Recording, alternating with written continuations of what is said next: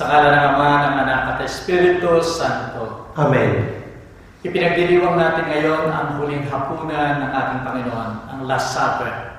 At dito niya ginanap ang lahat ng pangyayari sa kanyang buhay bago siya ay lumisan sa daigdig na ito. Itinatag niya ang Santa Misa o Eucharistia. Itinatag niya ang sakramento ng pagpapari. At pagkatapos siya nagkabilin ng isang kautusan, pagmahaalang kayo, katulad ng pagmamahal ko sa inyo. Sumayin niyo ang Panginoon. At sumayin niyo rin. Ang pagbasa sa Banal na Ebanghelyo ayon kay Juan. Luwalhati sa iyo, Panginoon. Sa bisperas ng Pista ng Paskwa, nang napapanig na ni Jesus na sumapit ang oras ng kanyang paglisan sa daigdig na ito, patungo sa Ama. Pagkatapos na mahalin ang kanyang mga sarili na nasa daigdig, ay inibig sila hanggang sa katapusan.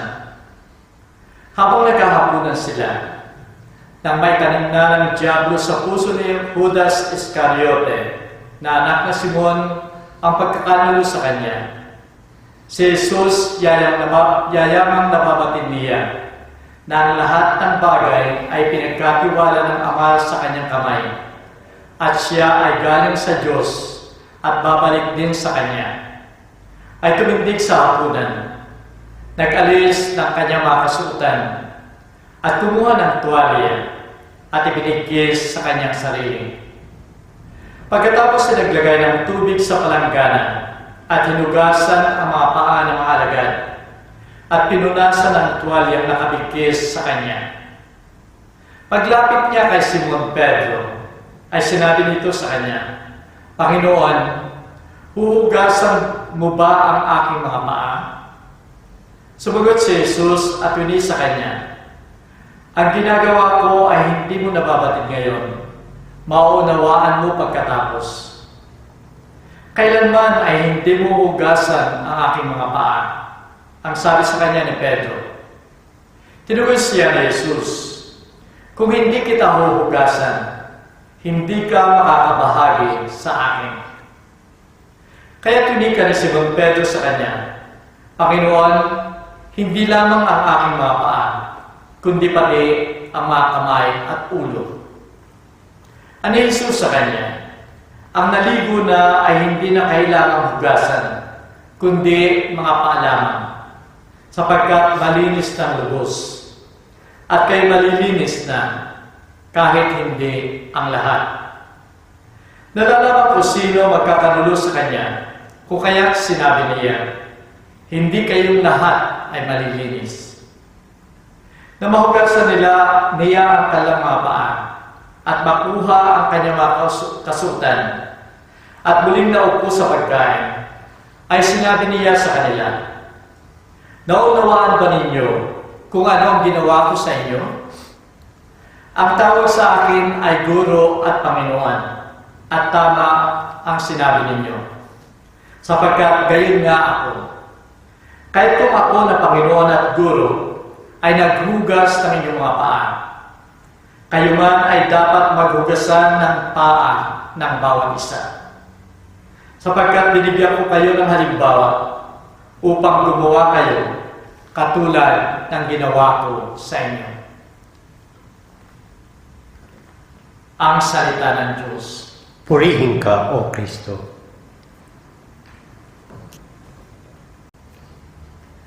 Minamahal ko mga kapatid sa pananampalataya. Napakaganda ng poster na ito. At ito hindi ko lang nakita sa mga katolikong simbahan, kundi nakita ko sa iba't ibang simbahan. Sapagkat maaaring ito ay totoo nga na nakalagay, Jesus is the answer. Si Jesus ang kasagutan. Ito ay dahilan sa sinabi ni Jesus na ako ay laging sa inyo hanggang sa wakas ng daigdig.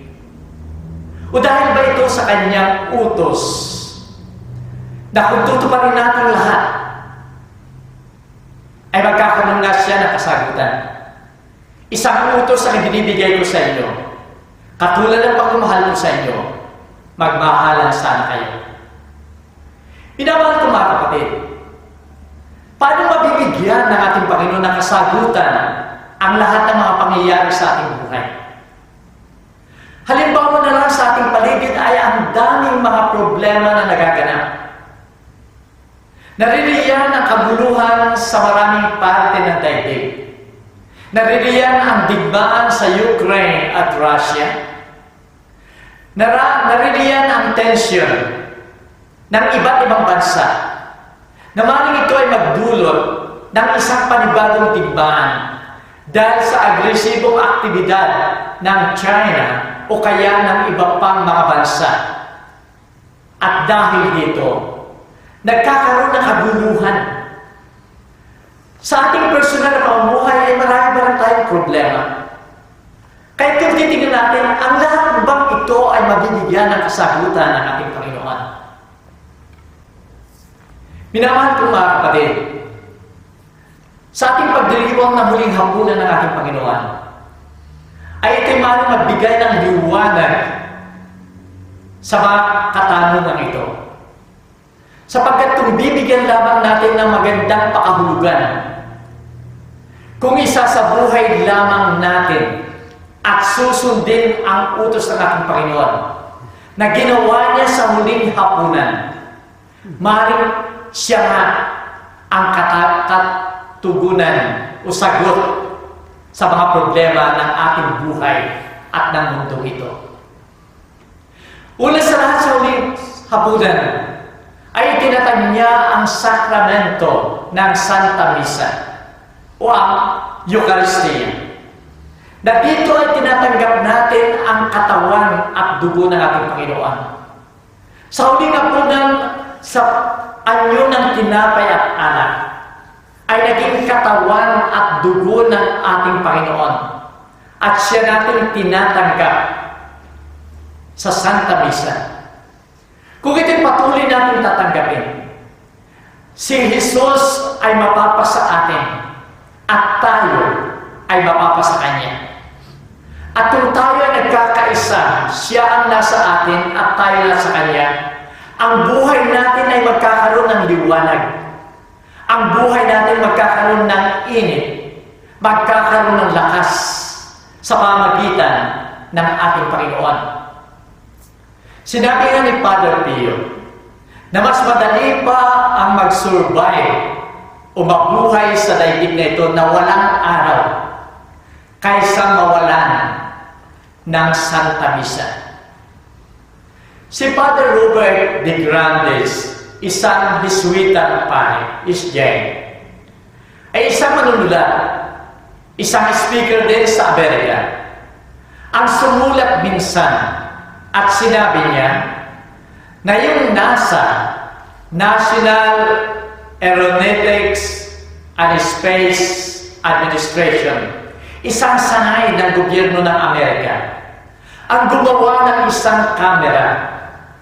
Ang kamera ito ay gusto lang sukatin yung aura, yung init, yung kalagayan ng isang tao habang siya ay patuloy na pupunta sa kalawakan. At doon sa kanilang experiment, ay ginawa nila ito sa isang ospital. Dahil sinasabi nila, dahil isang tao mamamatay, ay paunti ng paunti, paliit ng paliit yung aura, yung kalagayan ng isang tao, hanggang ito'y mawala at siya ay mamatay. Inilagay nila yung camera yun doon sa kwarto ng pasyente na malapit na mamatay.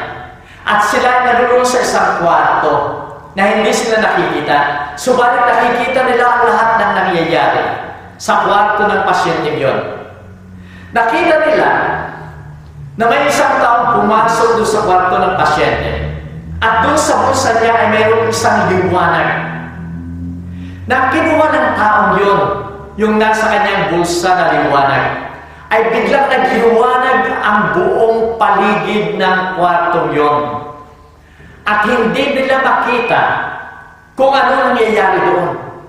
Kasama lang yung scientist doon sa kwarto niya, na sila ang nag-i-experiment, ay yung kanyang assistant na scientist. Kahit ang ginawa nila nang hindi nila makita yung pasyente, tumakbo sila doon sa kwarto ng pasyente at nakita nila. Yung liwanag na yon ay yung communion, katawan at dugo ng ating Panginoon. At ibinigay ng taong ito doon sa pasyente na malapit ng mamatay. At nang matanggap niya ang katawan at dugo ng ating Panginoon, nagbago ang lahat. Ang kapaligiran niya ay nagliwanag. Nagkaroon ng enerhiya. Nagkaroon ng lakas. At doon ay nagbago ang lahat sa buhay ng pasyente niyon. Minamahal kong mga kapatid, yung scientist na yon, kahit siya ay 50 years old, pagkatapos ng pangyayari ito, kanyang experiment ay pumasok sa seminaryo at siya ay naging pare. Minamahal kong mga kapatid, ang Eucharistia na tinatanggap natin sa Santa Misa, ang katawan at dugo ng ating Panginoon, ay buhay at napakalakas na sakramento na magagawa niyang magkaroon ng tunay na lakas at liwanag na magbibigay ng kasagutan sa lahat ng nangyayari sa ating buhay. Totoo nga na sa Eucharistia ay naroon ang katawan at dugo ng ating Panginoon. Sapagkat siya ang nagsabi mismo doon sa huling hapunan, ito ang aking katawan, ito ang aking dugo. Tanggapin ninyo ito. Minamahal ko mga kapatid, kung patuloy natin tatanggapin ang katawan at dugo ng ating Panginoon, patuloy tayong magiging katulad ng ating Panginoon. At ang assist ng ating Panginoon na makasama lagi natin siya dahil mahal niya tayo. Nang ipinangako niya ang buhay sa bawat isa sa atin na membro ng ating simbahan. Ang pangako niya ay hindi lamang basta buhay, kundi ganap na buhay. At ang pagiging ganap na buhay ay kung kasama natin siya sa ating buhay. Kaya't nais niya na magpatuloy ang ating pakikiisa sa Kanya. Kaya't sinabi niya, ako ay laging sa inyo hanggang sa wakas ng mundo. Kaya nga sa huling hapunan, ang ikalawa niyang itinatag ay ang sakramento ng pagpapari. Upang ang mga paring ito, mga alagad noong una, mga pare at mga obispo ngayon, ay siyang kinatawan niya na sila magpapatuloy doon sa sinasabi niya, do this in memory of me. Gawin ninyo ito sa pag-alaala sa akin. Na tuwing magkakaroon ng Santa Misa, hindi lamang pag-aalaala ang ginagawa ng mga kinatawan ng ating Panginoon, kundi yung huling hapunan ay muli nilang binubuhay, kung saan ang katawan at dugo ng ating Panginoon ay naroon sa altar at siya nating tinatanggap. Kaya patuloy nating matatanggap ang katawan at dugo ng ating Panginoon. Minsan na may nagtanong sa akin, sabi niya, Father, kung naririto lamang ang ating Panginoon, hindi ba siya magiging sagot sa lahat ng problema natin sa ating buhay? Kung lalo na yung taggutom, yung sa mga mahihirap, kung nagawa niyang magpakain ng 5,000 mga tao sa pamamagitan ng ilang piraso ng tinapay at isda, wala sanang nagugutom sa daigdig na ito. Kung sana siya naririto, sana mapayapa ang daigdig nito sapagkat ang lahat ng mga leaders ay kanyang itatama sa kanilang mga gawain. Ang sabi ko sa kanya, ang ating Panginoon ay laging nasa atin. Tama yung sinasabi niya at pangako niya sa atin. Ako ay laging sumasa inyo hanggang sa wakas ng mundo. Patuloy siyang nasa atin. Kailangan lamang natin tanggapin siya sa Eucharistia. At kung tayo nasa Eucharistia, kung tayo ay tumatanggap ng kanyang katawan at dugo, naroon ang tunay na biyaya na nagmumula sa ating Panginoon. Paano mo ito mabibigyan ngayon ng kasagutan ng problema sa buong daigdig? Sinabi ni Pope Benedict XVI na kung lahat ng mga Kristiyano lamang ay tatanggap ng Eucharistia o katawan at dugo ng ating Panginoon, magkakaroon ng pagbabago sa ating sarili, magkakaroon ng pagbabago sa buong mundo. Sapagkat kung si Kristo ay nasa ating buhay, yung kanyang aral ay maaaring nating gawin o kaya ay sundin. At yung inaasahan niya sa atin, nabubuo ng isang masaya, nagmamahalan, naglilingkod na pamayanan, na kung saan ang tunay na pagmamahal sa isa't isa, pagtanggap sa isa't isa ay makikita. Yung paglilingkod sa kanyang kapwa ay ating madarama. Yung pagpamalasakit sa bawat isa, lalong-lalo na doon sa maliit at nangangailangan, ay ating nakikita at madarama. Ito ang tunay na mundo na ninanais ng ating Panginoon. Kaya nga sa banal na Ebanghelyo ngayon, na nakita natin na sinabi niya doon sa huling hapunan at ginawa ng ating Panginoon, ito ay dapat nating sundin. Ito ay dapat nating tularan. Sinasabi niya sa huling hapunan, kung paano hinugasan ko ang inyong mga paa, ganun din maghugasan kayo. Ito ang tunay na pamayanan na nakikita mo, yung tunay na paglilingkod, pagmamahal, at pagmamalasakit sa bawat isa ay nakakamtan. Kaya minamahal ko mga kapatid, sa ating pagdiriwang ng huling hapunan ng ating Panginoon, magpasalamat tayo sapagkat ibinigay sa atin ang Eucharistia na kung saan ang buhay at presensya ng ating Panginoon ay nasa atin at patuloy nating tinatanggap sa pamamagitan ng pagdiriwang ng Santa Misa ng kanyang mga kinatawan. Ito rin na nagbibigay ng lakas sa atin upang matupad natin ang isa pang utos na ibinigay niya sa huling hapunan. Magmahalan kayo. Kung paano minahal ko kayo, ganun din magmahalan kayo. Minamahal ko mga kapatid, ito ang kasagutan ng lahat ng nangyayari sa ating buhay. Sapagkat ang buhay na ibinigay niya ay buhay na ganap at dito lang magkakaroon ng katuparan sa sinasabi niya, ako ay laging sumasa inyo hanggang sa wakas ng mundo. Sumayin lang ang Panginoon. At sumanyo rin. Ang pagdiriwang ng huling hapunan ay patuloy na nag-aanyaya sa atin. Natanggapin natin sana ang katawan at dugo ng ating Panginoon sa Santa Misa sapagkat ito magbibigay ng buhay, ng liwanag at lakas para sa atin. At naway magpalain kayo ng mga pangyarihang Diyos, Ama, Anak, at Espiritu Santo. Amen. Kumain tayo mamaya. Salamat sa Diyos.